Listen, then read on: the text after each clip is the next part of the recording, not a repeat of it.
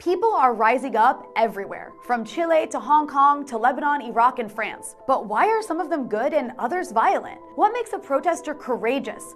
What makes a protester bad? Which ones are rioters? And which ones are fighting the good fight?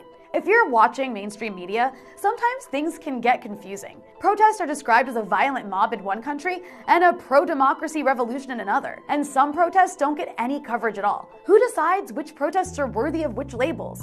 And why? To help you navigate this confusion, here's my handy guide to worthy versus unworthy protests. First and most importantly, it's all about location, location, location. To all you protesters, rioters, and violent mobs out there, if you want that coveted peaceful protester label that garners nonstop headlines and Western adoration, it's crucial that you protest from a country or territory that's on the US State Department's hit list. Protest against the government in Venezuela, Iran, Nicaragua, or Hong Kong, and you're guaranteed to get the hero treatment in US media, and probably even some lavish funding from USAID. It literally doesn't matter why you're protesting. It could be for better living conditions or for a violent right-wing ideology, which in these places it usually is. You're pretty much guaranteed to be portrayed in a positive light no matter what you do, no matter how much violence you inflict. That's why the right-wing mobs that overthrew Bolivia's democratically elected socialist president Evo Morales were simply referred to as protesters, no matter how violent and racist their behavior was. Lucky for those right-wingers in Bolivia,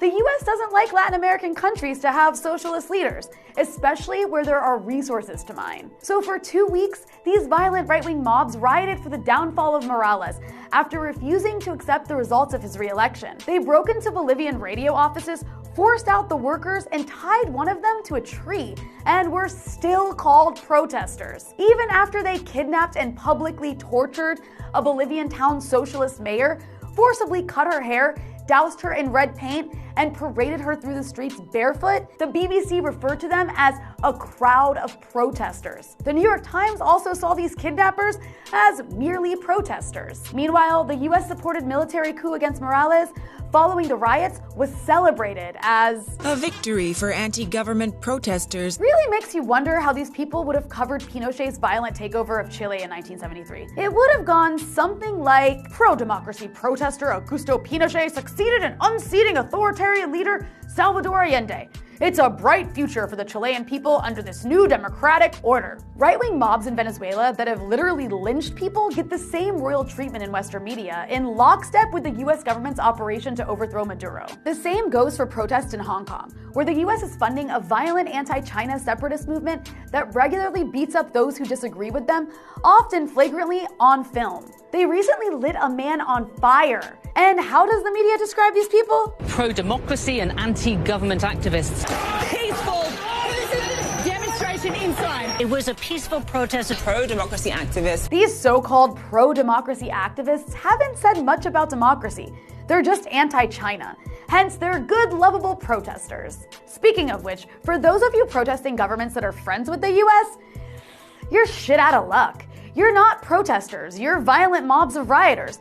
Or your protests are treated like they don't exist. In Chile, there were massive demonstrations in the streets against the austerity measures of Chilean President Sebastián Piñera, who sent in tanks to quell them. Security forces were blinding, torturing, and killing protesters. But Piñera is an ally of the US government and corporate interests. So unlike the demonstrators in Bolivia or Venezuela or Hong Kong, the protesters in Chile aren't protesting, they're... Rioting continued in spite of a curfew imposed for a second consecutive night. Looting and riots have spread across the country. The US government, for its part, blamed Russian meddling for stoking the protests in Chile, while praising the violent coup by their allies in Bolivia as a win for democracy. Kinda makes terms like protester and democracy meaningless, huh? Or how about the protests in Honduras against the US-supported government whose neoliberal regime has impoverished the country and encouraged the violent pillaging of its natural resources to the detriment of indigenous communities. But these aren't protesters, they're... An angry mob faces off